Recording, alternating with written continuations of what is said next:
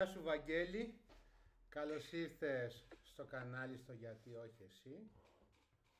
Σε ευχαριστούμε που ήρθες να μας μιλήσεις για το real estate που εξειδικεύεσαι, που εργάζεσαι πάνω σε αυτό το αντικείμενο στο real estate που είσαι στη Λάρισα, και θα θέλαμε έτσι να μας βοηθήσεις, να μας δώσεις κάποια tips όταν θέλω να πάω να νοικιάσω ένα σπίτι.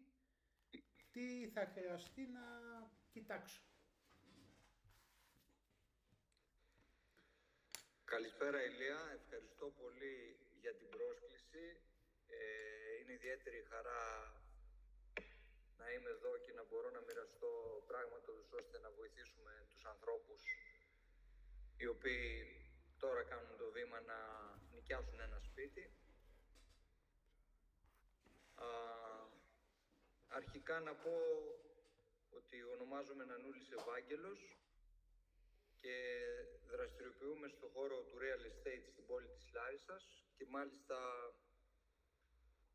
η ιδιότητά μου είναι σύμβουλος ακίνητης περιουσίας και επενδύσεων στην εταιρεία New Deal.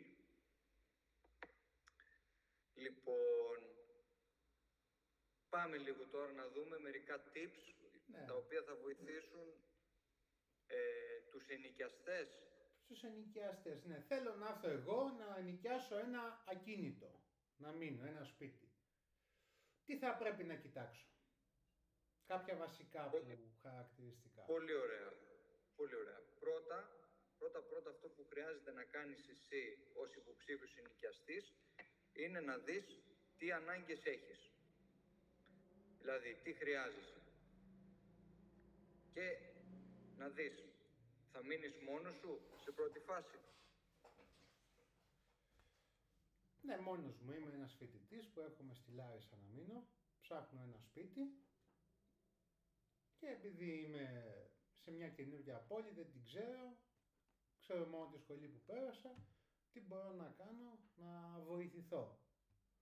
Καλό θα είναι, επειδή πάω σε μια καινούργια πόλη, να βρω έναν μεσίτη, ένα μεσητικό γραφείο με κάποιο τρόπο να με βοηθήσει, για να μου πει και αυτός λογικά κάποια στάση του λεωφορείου να πηγαίνω, αν θα έχω αμάξι κάπου να το παρκάρω, πώς λειτουργεί αυτή η πόλη.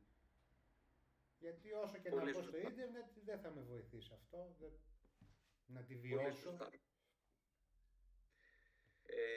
Αυτό πολύ σωστά το είπες Ηλία. Αυτό με έναν επαγγελματία μπορείς να το πετύχεις πιο εύκολα και πιο γρήγορα. Το πρώτο πράγμα που χρειάζεται να κάνεις όμως πρώτα είναι να καταγράψεις τις δικές σου ανάγκες που έχεις ως φοιτητής. Δηλαδή, θα χρειαστείς ένα σπίτι για ένα άτομο, αυτό είναι ok. Πιθανόν θα είναι μια γκαρσονιέρα, ένα στούντιο, πιθανόν και ένα μικρό διάρρη. Από εκεί και μετά θα πρέπει να γνωρίζεις αν το χρειάζεσαι επιπλωμένο ή αν θα το επιπλώσεις εσύ ο ίδιος. 2. Και 3, θα πρέπει να ξέρεις και το budget το οποίο οφείλεις και μπορείς να διαθέσεις. Από εκεί και μετά, βρίσκοντας το κατάλληλο σπίτι για εσένα, θα χρειαστεί να ρωτήσεις κάποια πράγματα, όπως τα κοινόχρηστα. Θα πρέπει να ξέρεις πόσα κοινόχρηστα έχει αυτό το σπίτι, ώστε να κάνεις τον προϋπολογισμό σου. Κατά μέσο όρο πόσο είναι τα κοινόχρηστα το μήνα και γενικά πόσο είναι τα πάγια έξοδα αυτού του σπιτιού. Ναι, εδώ... Δηλαδή θα χρειαστεί... Να πούμε κάτι κιόλας για αυτά που είπες για το κοινόχρηστο, ότι στη Λάρισα που ειδικεύεσαι εσύ έχει πάρα πολλές γκαρσονιές που είναι ημιυπόγεια. Και λογικά το ημιυπόγειο, όσο ανεβαίνεις όροφο, ανεβαίνουν και τα κοινόχρηστα, έτσι. Και εσύ είναι ότι η Λάρισα έχει υψηλές θερμοκρασίες. Ένα ημιυπόγειο μπορεί να είναι και το ανταγωνιστικό πλεονέκτημα σε αυτή την περιοχή, σε θέμα θερμοκρασίας το καλοκαίρι που θα πιάνει 40 βαθμούς, ας πούμε. Να μπορείς να ζεις.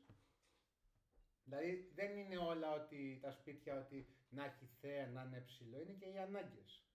Για ένα σύντομο χρονικό διάστημα που θα μείνεις εκεί και κοιτάς να είναι ήπιο λίγο το κλίμα σου, ότι θα σε βοηθήσει μια γκαρσονιέρα με υπόγειο. Πολύ σωστό, Ηλία. Είναι ένα πράγμα το οποίο σπάνια το σκέφτεται αυτό ο κόσμος. Πολύ σωστά λες, γιατί όταν πρόκειται για ένα ακίνητο το οποίο βρίσκεται στο ημιυπόγειο ή ακόμη και στο υπόγειο, σίγουρα οι θερμοκρασίες του είναι διαφορετικές. Δηλαδή είναι σταθερές είτε χειμώνα είτε καλοκαίρι. Η Λάρισα το καλοκαίρι έχει ζέστη αρκετή, είμαστε η πόλη με τις πιο ψηλές θερμοκρασίες, και το χειμώνα έχει αρκετό κρύο και υγρασία.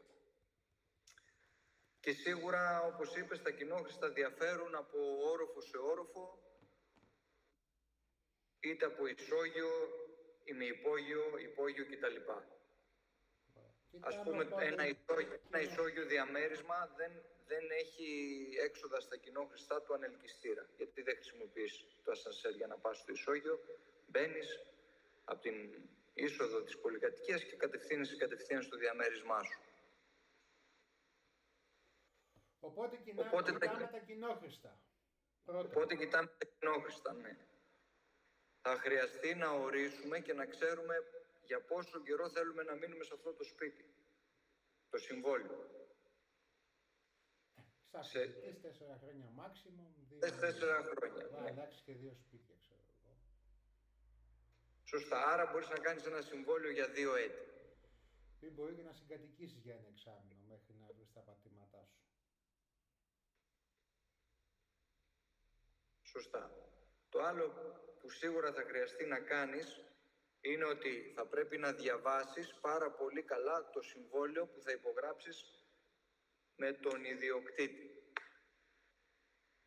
Ποιες δηλαδή είναι οι δικές σου υποχρεώσεις και ποια είναι τα δικαιώματά σου ως ενοικιαστής. Αυτά θα πρέπει να τα γνωρίζεις από την αρχή. Και εδώ έρχεται η δουλειά του συμβούλου. Γι' αυτό χρειάζεται όλοι μας να εμπιστευόμαστε επαγγελματίες σε κάτι που ξεκινάμε να κάνουμε. Που έχει μια εξειδίκευση και την οποία δεν τη γνωρίζουμε. Δεν τη γνωρίζουμε. Κάποιος επαγγελματίας θα σε βοηθήσει, θα σε πάρει από το χέρι από την αρχή και βήμα-βήμα θα σε φτάσει στο σημείο που εσύ επιθυμείς, εύκολα και χωρίς παρατράγουδα μετά. Και να πούμε κιόλας ακριβώς. Και υπάρχουν και περιοχές στη Λάρισα που εξυπηρετούν, έτσι, π.χ. μια σχολή που είναι ιατρική, νοσηλευτική, που έχουν εργαστήρια με τα νοσοκομεία, τους εξυπηρετεί να μείνουν σε περιοχές που είναι κοντά σε αυτές. Γιατί κυρίως η μισή σχολή τους είναι αυτά τα εργαστήρια που θα πηγαίνουν. Όσες δηλαδή σχολές έχουν πολλά εργαστήρια και είναι εκτός του πανεπιστημίου. Να πάρουν και αυτοί το tips. Πολύ σωστά. Συνήθως οι φοιτητές οι οποίοι βρίσκονται στην ιατρική είτε στη βιοχημία που έχουν πολλά εργαστήρια και χρειάζεται να είναι αρκετές ώρες στον χώρο του πανεπιστημίου, καλό θα είναι να νοικιάσουν κοντά στα πανεπιστημιακά ιδρύματα, ούτως ώστε να μην τρώνε πολύ χρόνο στις μεταφορές, και χρόνο και χρήμα.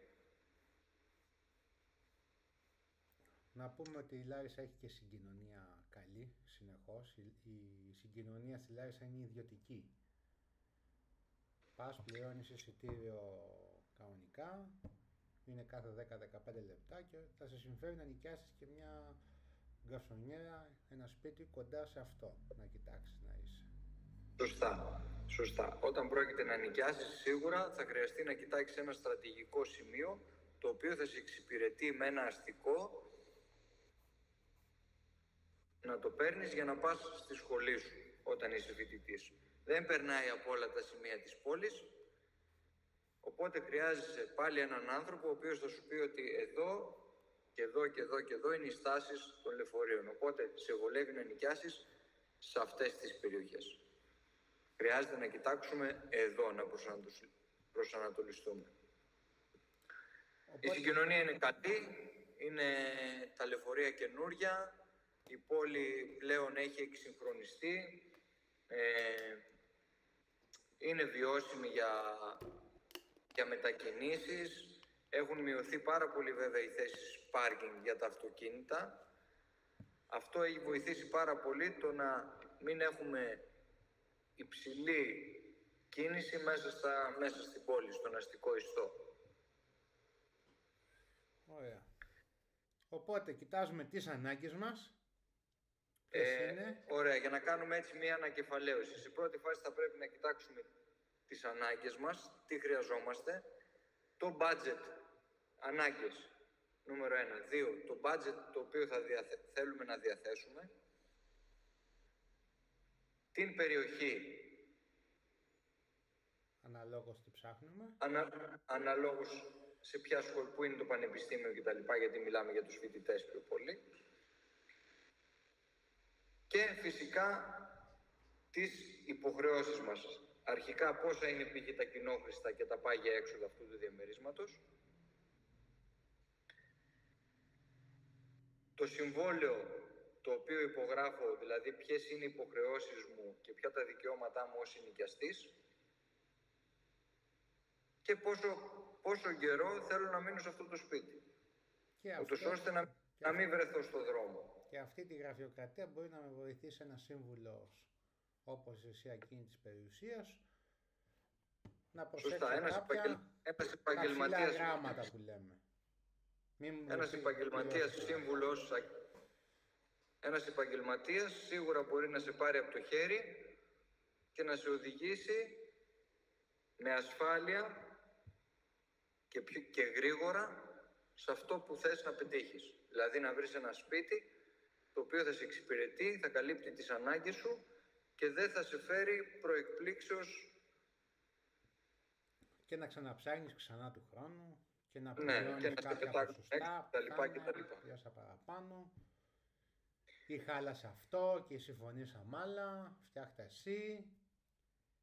Σίγουρα. Επίσης, να πω και κάτι άλλο, όταν ένας άνθρωπος έρχεται από μια άλλη πόλη, δεν ξέρει τις τιμές. Ναι, μεν θα δει στο ίντερνετ κάποια πράγματα, αλλά θα χρειαστεί να μιλήσει και με κάποιους επαγγελματίες, ούτως ώστε να μάθει. Πόσο νοικιάζεται μια γκαρσονιέρα π.χ. στο κέντρο. Οπότε... θέλεις έναν άνθρωπο να σε βοηθήσει. Ακριβώς. Όταν πας κάπου και είναι όλα πρωτοφανής, θέλεις έναν άνθρωπο. Ακριβώς. Θα σε βοηθήσει και θα σου λύσει κάποια προβλήματα. Σίγουρα. Και μετά μπορεί να τον εμπιστευτείς και να του πεις και έχω αυτό το πρόβλημα εκεί. Υπάρχει κάποιος άνθρωπος να με βοηθήσει. Ψάχνω έναν υδραυλικό, ψάχνω έναν ηλεκτρολόγο. Το οτιδήποτε. Μέχρι να βρει το πάτημά του. Ηλία, αυτό που λες τώρα είναι πάρα πολύ σημαντικό και πολύ σωστή τοποθέτηση. Ακριβώς. Ένας άνθρωπος στην ουσία που δεν ξέρει την πόλη έχει ανάγκη από έναν άνθρωπο που μπορεί να τον βοηθήσει. Εμείς η δουλειά μας είναι να βοηθάμε τους ανθρώπους αρχικά στο να βρουν ένα ακίνητο, να μπορέσουν να εξυπηρετηθούν, να μείνουν, να κάνουν τη δουλειά τους, αλλά και κατ' επέκταση σε οτιδήποτε χρειαστούν λόγω επαγγέλματος. Έχουμε επαφή με διάφορα άλλα επαγγέλματα, οπότε ό,τι χρειαστεί αυτός ο άνθρωπος μπορεί σίγουρα να μας το πει και εμείς να τον βοηθήσουμε κατάλληλα. Ναι. Να υπάρχει μια αποτελεσματική συνεργασία και για τους δύο. Ωραία. Αυτά θέλαμε. Ας μην το μακρηγορήσουμε και τους τρελάνουμε τους ανθρώπους. Κάποια tips για να νοικιάσετε ένα σπίτι. Ο Βαγγέλης είναι σύμβουλος εκείνης της περιουσίας στη Λάρισα. Θα γράψουμε και στοιχεία σε περίπτωση που θέλετε κάποιος να βοηθηθεί, κάποιος χρειαστεί κάτι από ένα κίνητο, να αγοράσει, να πουλήσει, να νοικιάσει. Θα τον βρείτε διατεθειμένο. Σε ευχαριστούμε πάρα πολύ που μας έκανες την τιμή να έρθεις στο κανάλι μας. Να είσαι καλά. Εγώ ευχαριστώ πολύ, Ηλία. Να είσαι καλά.